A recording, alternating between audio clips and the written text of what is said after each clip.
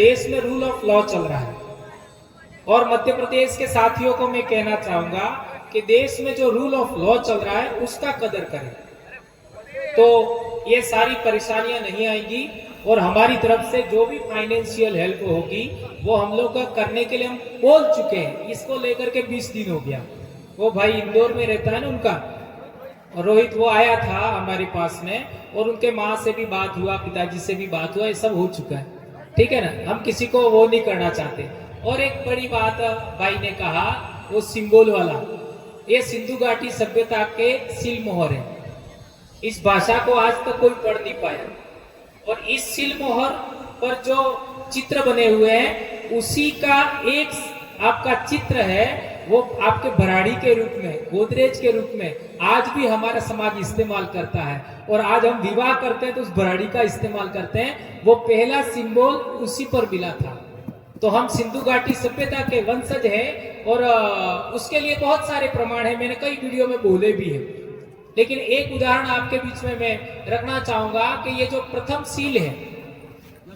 Seal है उसको देखिए, उसके ऊपर सिंध सा लिखा लगा हुआ है। आज हम लोग, जब मेरी शादी हुई थी आज से 25 साल पहले, अभी मेरा 25वां साल चल रहा है विवाह का, तो हमारा जो हम लोग शादी किया था तब हमारे ऐसे ही तुर्रे लगाते थे ऊपर, है ना, ऐसे ही तुर्रे लगाते थे जैसे इस सील मोहर पर है ना, ऐसे ही तुर्रे लगाते थे। लेकिन आजकल लोगों ने ये सब छोड़ दिया, तो हम हमारे कल्चर की ओर ही लौट रहे हैं। तो इसको लेकर के बात हम लोगों को समझना चाहिए। और पीछे आप लोगों ने सांड, बेल और बेलों की पूजा आज भी हमारे समाज में हो रही है। और इसके बारे में आपको विस्तृत जानकारी लेना है तो बिल प्रदेश का जो कैलेंडर है उसको पढ़ लो। आज ही बेलों की पूजा, तो कैलेंडर, बिल प्रदेश कैलेंडर है, उसको आप पढ़िए। ये जानकारी देने का एक तरीका है। और पहली बात तो ध्यान रखिए, हम लोग समाज को जोड़ने के चरण में चल रहे हैं अभी, और किसी भी साथी के साथ में कोई अनहोनी ना हो, इसलिए अनुशासन, मेरा ये मैं लिख के लाया था, उसमें पहली बात ही अनुशासन थी। और सबसे ज्यादा पूरे देश भर में आदिवासियों में अनुशासनहीनता का जो प्रदर्शन है वो किधर होता है आप सबको पता है।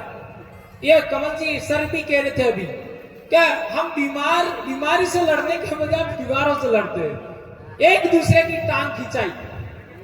अभी पूरे देश भर में कोई संगठन साथ आने के लिए तैयार नहीं था।